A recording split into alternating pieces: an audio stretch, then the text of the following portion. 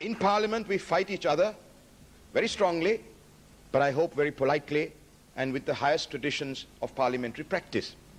The one thing on my good friend, Mr. Anura Bandaranayake and I agree, is that when we leave Sri Lanka, we don't come to make partisan political points.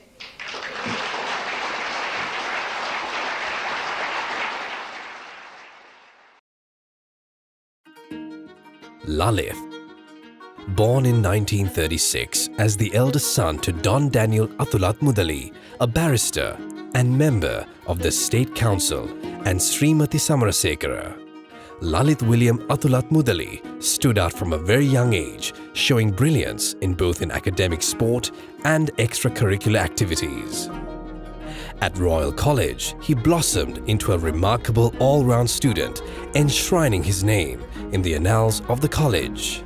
He entered the Oxford University Jesus College to pursue a career in law, where he once again excelled academically as well as in other spheres.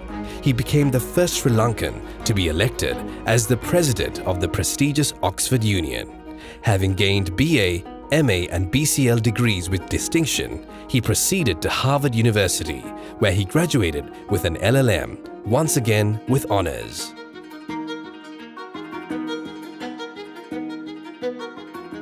Having completed his studies, he worked as an academic in many renowned universities abroad. Lalith returned to his motherland to pursue his career as a barrister.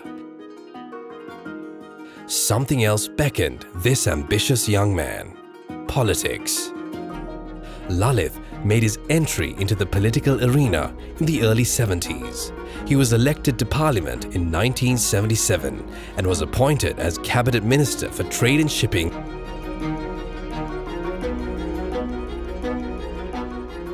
His theory was that the open economy is not a free market economy.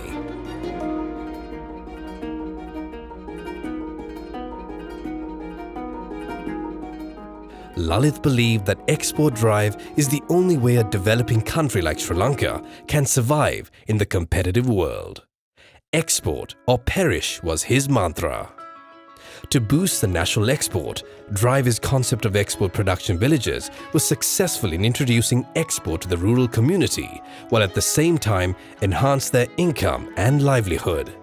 The EDB, Exporters Forum, the Presidential Export Awards were his innovations that boosted the country's economy immensely. His vision for ports and shipping was to make the Colombo port the hub of the South Asian region. Lalith realized the significance of the geographical strategic location of the Colombo port in the sea route. Prior to 1978, the Port of Colombo was an inefficient, unprofitable, underdeveloped government enterprise plagued with frequent strikes, archaic machinery, and an inefficient workforce. Lalith saw the Colombo port as the heart of the nation. He introduced transshipment, containerization, built the computerized Jaya terminal, installed modern equipment, technology that elevated the ranking of Colombo port from 136th to the 22nd position among world ports. A new dry dock was built that could accommodate large vessels as well as build vessels for local and foreign clients. All these developments brought the much-needed foreign exchange to the country. He updated the commercial legal framework to suit the time, introducing many innovative ideas such as the Young Inventors Commission, the Export Credit Insurance, Consumer Credit Law, among many others. The Mahapola concept needs no introduction. It defines his legacy. මේ අවුරුද්දේ විශ්වවිද්‍යාලයට ඇතුල් වන සංඛ්‍යාවෙන් 50%කට වඩා ශිෂ්‍යත්ව ලාභීන් හැටියටයි විශ්වවිද්‍යාලයේ ඉන්නේ. මගේ ප්‍රාර්ථනාව මගේ අනාවැකිය මේ දශකයේ අවසාන වෙන්න පෙර ශ්‍රී ලංකාවේ ඕනෑම විශ්වවිද්‍යාලයකට ඇතුල් වෙන්න සමර්ථ වෙන හැම එක්කෙනාටම මහපොළ ශිෂ්‍යත්වයක් අරගෙන එයාගේ උසස් අධ්‍යාපනය කරගන්නට ශක්තිය ලබා දීමයි.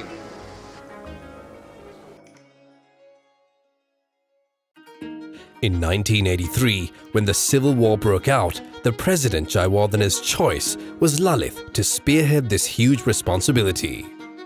As Minister of National Security and Deputy Minister of Defence, his primary task was to inform the Tri-Forces from a ceremonial outfit into a fighting force.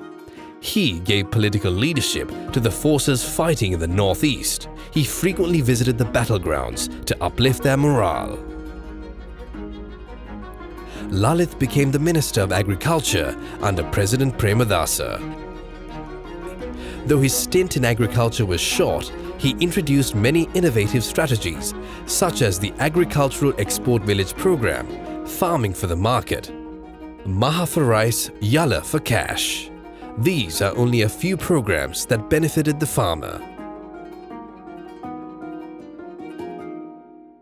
To Lalith, education as a whole was sine qua non of his existence. He believed that educated society can only be created by a leadership that values education.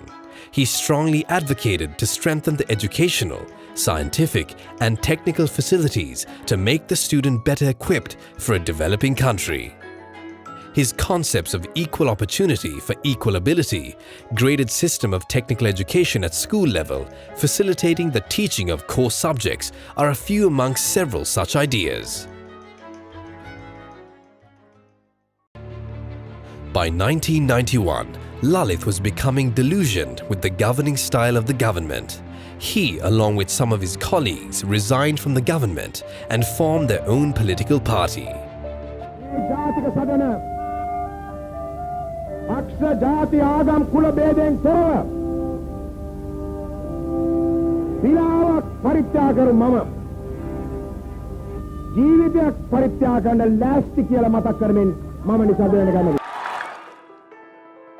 But 2 years into their aggressive campaign to re-establish participatory democracy in the country, tragedy struck. The bullet of an unidentified gunman pierced his heart, cutting short a remarkable career. The country lost a charismatic and pragmatic leader with a reservoir of knowledge, a vision for the future that could have helped to transform this country in many ways, driving economic development and social progress.